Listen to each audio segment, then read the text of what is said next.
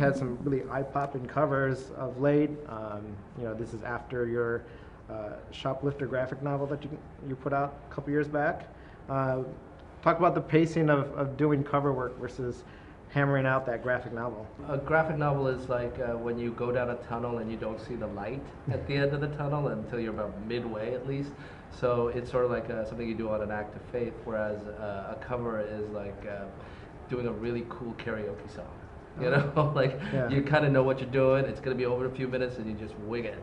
There seems to be a lot of different ways that people are doing covers nowadays. So there's obviously the variant covers, which have some kind of like gimmick to it. There's something that's ongoing and you're almost kind of helping the story being told.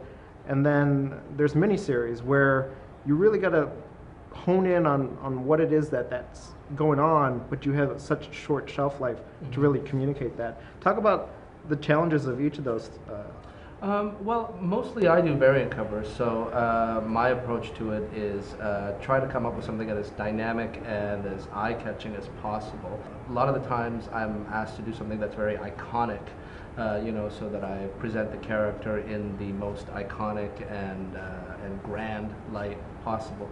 But the ones I have the most fun with are the ones where I get to do something somewhat narrative and tell a story through the covers, and also really play with what a comic cover is these days. You know, when I was younger, a comic cover was done in a very, very specific style. It was a comic style, and I had this discussion once with an illustrator friend of mine, and then he wanted to get into comics. And he showed me his portfolio of, like, you know, ideas for comic cover work, and I said, oh, those are never going to fly. You have to think like a comic artist. And these days I find that the medium has opened up so much that actually you can treat it like an illustration assignment, where you're, instead of thinking of like, how do I make this into a comic cover, you think of it like, you know, how do I make this into a book cover or something like a movie poster?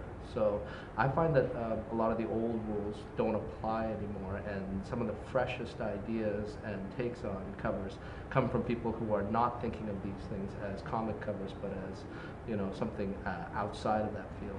Okay, well, let's talk about some of the assignments you've had recently. There was that Darth Vader 25 that was just super. Just popped because of the red and black. Talk about that cover. First of all, it was a total thrill. It's like bucket list stuff to check off that you got to do something for Lucasfilm and Star Wars. And when they asked me to do that, I said, well, what are you looking for? And they said, we just want the Darth Vader that scared you as a kid. You know, that one that terrified you. And when I was 8 years old, like Star Wars, Darth Vader totally terrified me. So I try to focus on that. But really, in the end, it was just an opportunity to wail on it, you know, and draw the Star Wars image I wanted to do.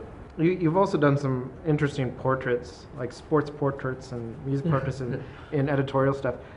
One that really pops out to me is the Kanye West one that you did. Oh yeah. It's your style, but it's, I don't know, it's just got such a different look to it. Talk about kind of the complexity of doing that one, because it looks such a departure from some of your other stuff. Yeah, I try not to think in terms of style. You know, what it is for me is, and as an artist as well, when someone pegs you in one style, you kind of want to say, nah, you know what, I do it this way. You know, you want to zig when somebody asks you to zag. So that Kanye portrait was done for the New Yorker, and I pictured Kanye as sort of, he's an artist, you know, and he was putting touches on his painting, you know, the last few dabs on his painting. So I chose a very painterly style for that, and it gave me an opportunity to stretch and do, you know, something that is a little more painterly and hand-drawn, as opposed to some of the stuff I do where it's digital and done on computers. You know, you had a great run with your Shoplifter graphic novel.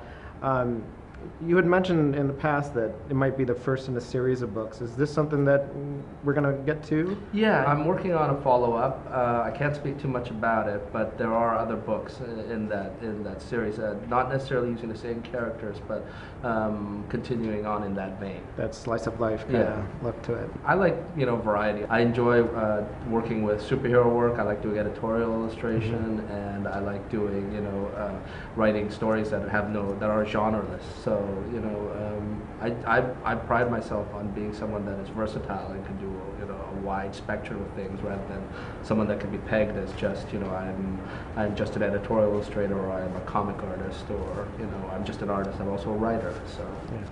Yeah. Bye.